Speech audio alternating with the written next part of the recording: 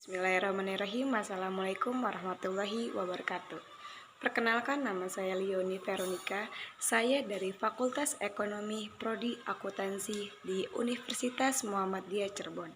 Kali ini saya akan membahas tentang konsep pembiayaan dalam perbankan syariah.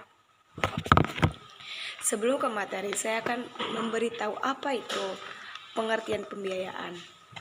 Pengertian pembiayaan, istilah pembiayaan ini kenal dalam masyarakat dalam hal utang piutang atau pinjam meminjam. Istilah kredit hanya digunakan untuk pada lembaga keuangan konvensional. Sedangkan menurut istilah lembaga keuangan syariah disebut pembiayaan. Pembiayaan lebih banyak digunakan oleh masyarakat pada transaksi perbankan dan pembelian yang tidak dibayar secara tunai. Pembiayaan selalu berkaitan dengan aktivitas bisnis. Pembiayaan berdasarkan prinsip syariah adalah penyediaan uang atau tagihan yang dipersamakan dengan itu, berdasarkan persetujuan atau kesepakatan antara bank dengan pihak lain yang mewajibkan pihak yang dibiayai untuk mengembalikan uang atau tagihan tersebut. Jangka waktunya tertentu dengan imbalan atau bagi hasil. Prinsip-prinsip pembiayaan syariah terdiri dari 3, yakni prinsip bagi hasil, prinsip jual beli, dan prinsip tawar-menawar. Kali ini saya akan menjelaskan apa itu prinsip bagi hasil. Prinsip bagi hasil terdapat dalam beberapa produk-produk mudharabah, masyarakat, dan muzaraah. Mudharabah sederhana adalah akad antara dua belah pihak di mana satu pihak sebagai 100% menyediakan dana atau sahib al-amal dan pihak lainnya sebagai pengelola dana. Keuntungan dibagi sesuai dengan kesepakatan dalam kontrak, tetapi kalau rugi ditanggung seluruh oleh pihak modal atau yang memegang dana. Selama kerugian tersebut bukan terjadi karena kecerobohan ataupun kelalaian pengelolaan dana. Jadi, penyediaan modal atau dana, kegiatan secara finansial, dan pengelolaan dana, kerugian non-finansial, waktu, tenaga, dan pikiran. Musyarakah yaitu akad kerjasama antara dua pihak atau lebih untuk suatu usaha tertentu di mana masing-masing memiliki kontribusi dana atau amal ekspedisi dengan kesepakatan bahwa keuntungan dan resiko akan ditanggung bersama dengan kesepakatan. Nah, kalau misalkan muzaroya yaitu akad kerjasama atau percampuran pengelolaan pertanian antara pemilik lahan dan penggarap dengan sistem bagi hasil atas dasar hasil panen. Setiap lembaga keuangan syariah mempunyai filsafat mencari ridho Allah Subhanahu wa ta'ala untuk memperoleh kebaikan dan keberkahan di dunia dan akhirat. Ada beberapa filsafat yang harus diterapkan dalam perbankan syariah, yakni 1. Menjatuhkan diri dari unsur riba dengan cara menghindari penggunaan sistem yang menentukan di muka secara pasti keberhasilan suatu usaha. Kedua, menghindari penggunaan sistem persenansi untuk pembebanan biaya terhadap utang atau pemberian imbalan terhadap simpanan yang mengandung unsur melibat gandakan secara otomatis. Ketiga, menghindari penggunaan sistem perdagangan atau penyewaan barang ribawi dengan imbalan barang ribawi lainnya dengan memperoleh kelebihan. Keempat, menghindari penggunaan sistem yang menetapkan di muka tambahan atas utang yang bukan atau prakarsa yang mempunyai utang secara sukarela. Kita sekarang kedua, prinsip jual beli. Apa itu prinsip jual beli? Prinsip jual beli ini, produk ini terdapat dalam produk 1, bai al-murabah, yaitu akad jual beli barang tertentu. Kedua, bai al-muqayyadah, yaitu jual beli di mana pertukaran di antara barang dengan barang, barter, seperti barter. Ketiga, bai al-mutlaqoh, yaitu pertukaran antara barang atau jasa dengan uang. Keempat, bai asalam, yaitu akad jual beli di mana pembelian membayar uang sebesar harga atas barang yang telah disebut spesifikasinya. Kelima, bai al-istisna, yaitu kontrak jual beli di mana harga atas barang tersebut dibayar lebih dahulu tetapi dapat diangsur dengan jadwal dan syarat-syarat disepakati bersama. Oke, ketiga yakni prinsip sewa menyewa.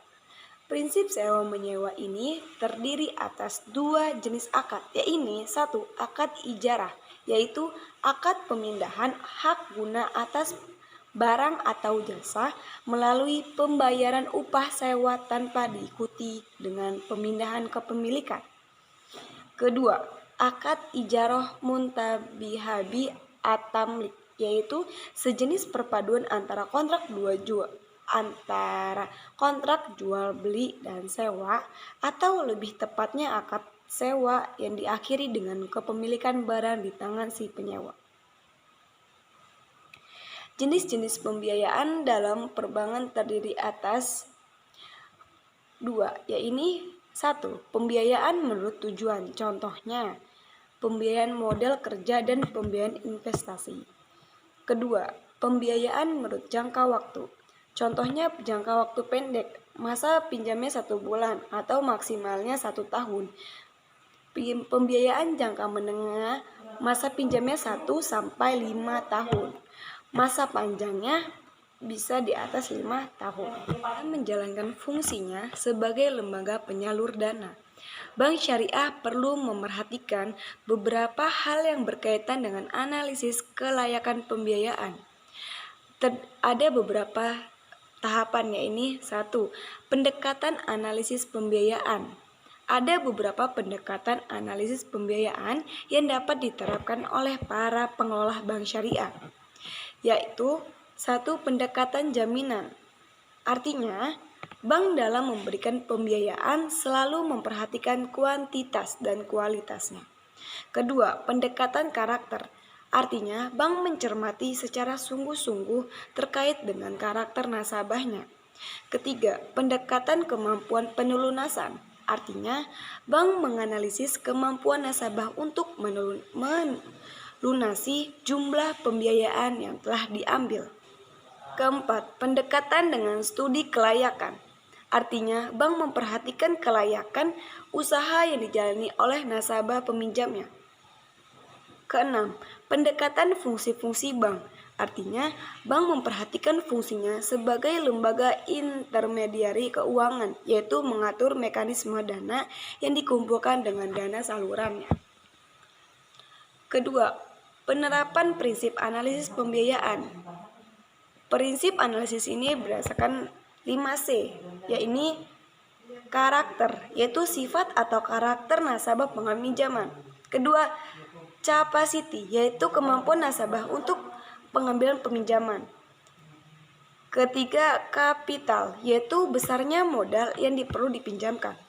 Keempat, kolateral, yaitu jaminan yang telah dimiliki yang diberikan peminjaman kepada bank. Kelima, kondisional, yaitu keadaan suatu atau nasabah prospek atau tidak. Prinsip 5C ini terkadang ditambahkan dengan 1C, yaitu constraint, artinya hambatan-hambatan yang mungkin mengganggu proses usaha. 3. Penerapan prosedur analisis pembiayaan. Aspek-aspek penting dalam analisis pembiayaan yang perlu dipahami oleh pengelola bank syariah ialah berkas dan pencatatan, data pokok, penelitian data, penelitian atas realisasi usaha, penelitian atas rencana usaha, penelitian dan penilaian barang jaminan, laporan keuangan dan penelitian. Yang terakhir, keempat, pengawasan dan penanganan pembiayaan bermasalah.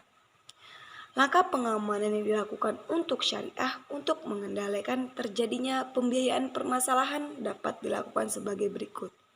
Sebelum realisasi pembiayaan, dalam tahapan ini berdasarkan persetujuan nasabah di atas, bank melakukan penutupan asuransi, dan atau pengikut agunannya. Setelah realisasi pembagian, bagi bank pencairan pembiayaan barulah akhir episode permohonan yang selanjutnya merupakan awal pemeliharaan dan pemantauan pembiayaan. Analisis sebab kemacetan meliputi 1. Peminjaman kurang cakap dalam usaha tersebut. 2. Manajemen tidak baik atau kurang rapi. 3. Laporan keuangan tidak lengkap. 4. Penggunaan data yang tidak sesuai dengan perencanaan. 5. Perencanaan yang kurang matang. 6. Dana yang diberikan tidak cukup untuk menjalankan usaha tersebut. Dan aspek eksternalnya yaitu aspek pasar kurang mendukung, kemampuan daya beli masyarakat kurang, kebijakan pemerintah, pengaruh lain dari luar usaha, kenakalan peminjaman, mengali potensi peminjam, melakukan perbaikan akad, menunda pembayaran. Oke, segitu aja dari materi dari saya. Semoga bermanfaat. Syukron. Wassalamualaikum warahmatullahi wabarakatuh.